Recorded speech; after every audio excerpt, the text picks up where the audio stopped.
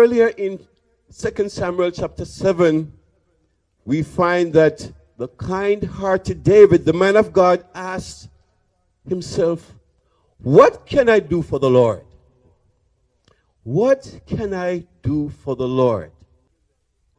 And now in this chapter, David again sat down as king and he said, what can I do for others? What can I do for others? Is there anyone left of the house of Saul? The one who tried to kill me several times. The one who set himself up as my enemy. The one who hated me. And yet, what can I do to show kindness to his household? Is there anyone left to whom I may show the kindness of God? Very important, to whom I may show the kindness of God. You see, David wanted to show the same kind of kindness that God had shown to him. The fact that God had taken him up from the sheepfold as a mere shepherd. Taken him, raised him up from a place of humility, a place of poverty, a place of insignificance, and raised him up to the place of being the king. Raised him up to the highest level in the country. David said, who is it that I can show the same kind of kindness to? Just as God has been kind to me. Who is it that I can protect? Just as God has protected me from Goliath. Who is it that I can demonstrate the kindness of God? As I have this opportunity now as king, to whom can I show the kindness of God?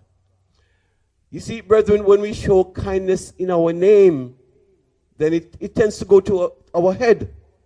Am I right?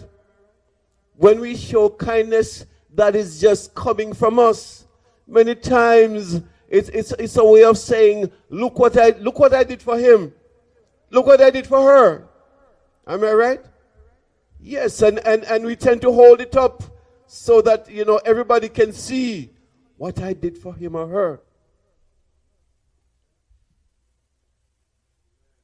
But the important thing is that kindness is best shown. Kindness must be shown in the name of God. When kindness is shown in the name of God, then it makes all the difference. Because we are just doing for others what the Lord has done for us. Give back to others as God gave you. Love others as God loved you. Be kind back to others as God has been kind to you. And so I ask you today, has God been good to you? Has God been kind to you, brethren? Then I encourage you to pay it forward. The same kindness that you have received from the Lord, demonstrate that kindness back to somebody else. Amen? Just remember when you didn't have it and someone gave you. Just remember when you were down there and someone gave you a hand and lifted you up.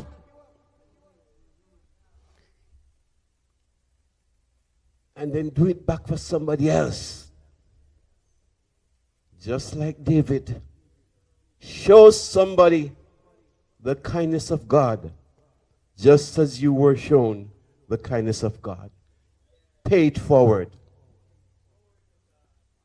Now, I know that, there is a great spiritual application to this story. The fact that when we were out there in a far country, when we were destitute in sin, when we were poor and unnoticed and we were lame and we were dying spiritually, the Lord reached out to us And he invited us into his kingdom. Just like how David invited Mephibosheth to his kingdom. And he said, come, become a part of my family. Come, let me forgive you. Come, let me help you. And many of us have received that invitation. But if you are out there today and you have not received that invitation, today is your day.